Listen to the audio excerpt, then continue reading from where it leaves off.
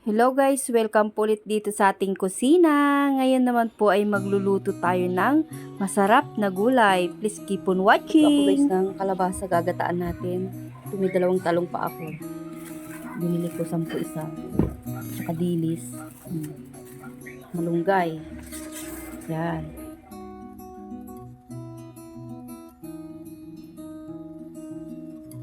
Ito yung ano guys, malagkit siya.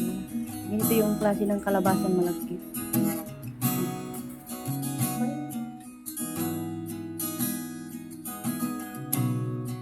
Guys, naglagay na ako ng konting mantika, tapos dito na yung dilis.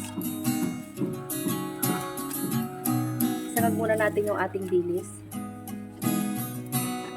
Ayan guys, nasangag ko na itong ating dilis kaunti lang. Tapos ilagay ko rin yung hipon na maliliit. Sangagin din natin. Inuna ko lang yung dilis kasi medyo matigas siya, malalaki siya. Ito madaling maluto lang yung hipon. Tapos guys, yung bawang, sibuyas, tsaka luya. Samahin ko na dyan.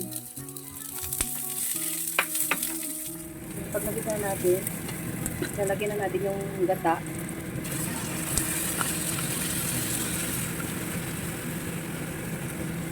Lagyan ko ng tubig, sayang.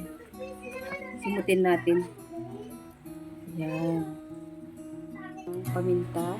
Wala natin ng patis. Tansya-tansya lang yan guys. Tapos naglagay tayo ng magic sarap. Natin siya haluin. Halo-haluin lang natin para hindi siya mamuo. Pag kumulo na siya, lagyan na natin yung kalabasa. Guys, kumukulo na, ilagay ko na yung ating kalabasa. Malagkit itong kalabasa guys.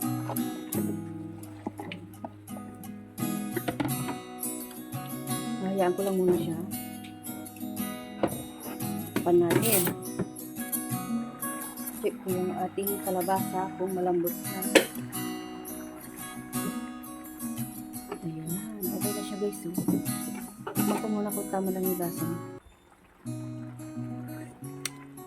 Sarap. Lagay ko na yung talong. Tsaka sili.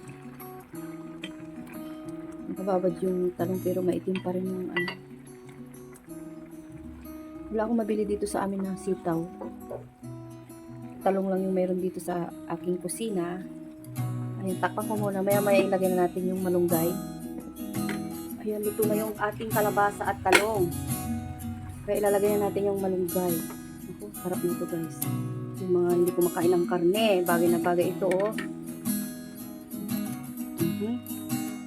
Masarap yung dilis din ihalo. Saka yung daing na hipon na maliliit. Ayan, mas masarap na tayong tanghalian.